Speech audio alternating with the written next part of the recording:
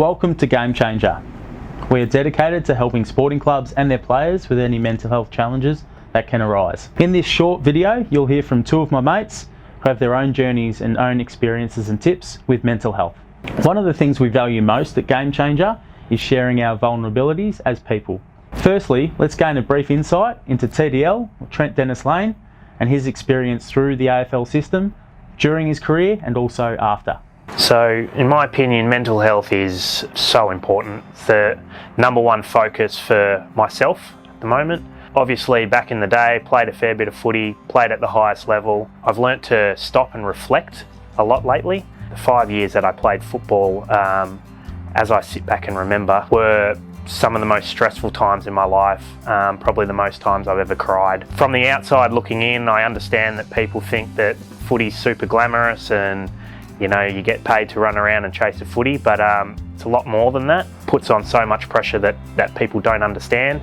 So I was super lucky that I had a great support network around me, and if I didn't have that support network, I think I could have spiraled out of control into a pretty dark sort of area. I did struggle when I got delisted. I spent that first sort of 12 to 18 months going out a lot, drinking a lot, doing stuff that wasn't really me. To have the power now to stop and reflect and think about all that sort of stuff, have that great support network that was able to drag me out of the darkness a little bit. Not saying that I was diagnosed with a particular mental illness, but you know, no matter what walk of life you come from, that what's going on upstairs and the thoughts and emotions that you're feeling, that's top priority. So if we can get those negative ones out of people's heads and living better lives, I think Game Changer is going to be able to provide the means to help improve that area across, starting on the peninsula, but then hopefully expanding across Victoria, Australia and the world.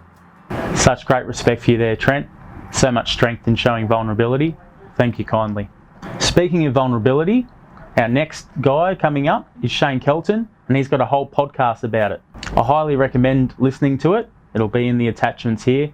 It's great when you're on a long drive or at home and feeling down. It's a fantastic podcast and I listen to it regularly. Shano is raw, and here's a snippet of his mental health journey the past decade, and also some tips what he does when he is feeling down. You know, my journey started as a teenager with what I now know is anxiety and very depressive type symptoms. I'm getting a bit nervous and jittery with my words here. It is still hard to talk about a lot of this stuff, and through those teenage years there was a lot of things I just did. I wasn't aware of why it was happening to me. I thought I was alone. I was quite scared. I was having suicidal thoughts, and eventually it came a breaking point at the age of 21 where there was a suicide attempt, and from that moment on I knew that I had a lot of work to do to improve my mental health. And from there I was diagnosed with depression for the first time, and that was a huge weight off my shoulders. I can't stress how important it was.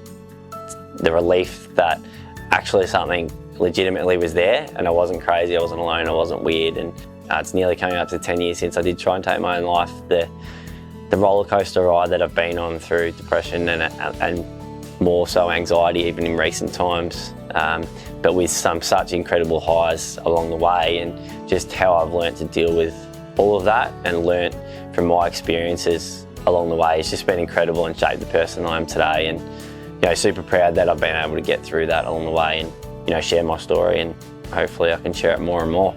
The first few years was extremely tough because you really try and embrace the high as much as you can, but the crash coming back is even bigger.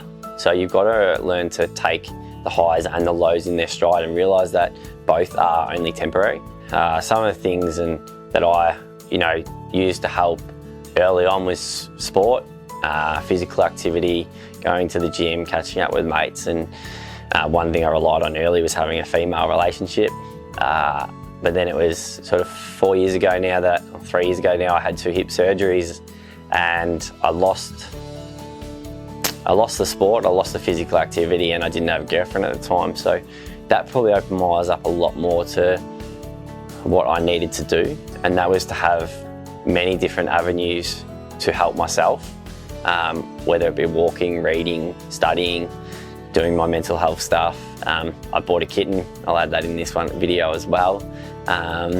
There's many things, you know, I can list 25 to 30 things that help me get through those down periods, and then they do level me out as well through the highs, because you have such an extreme high, then you go back to your family or your friends and you realise that they might be battling through something or whatnot, and you are back on that level path. Just embracing all of it and allowing it to pass through, because in life everything does pass eventually.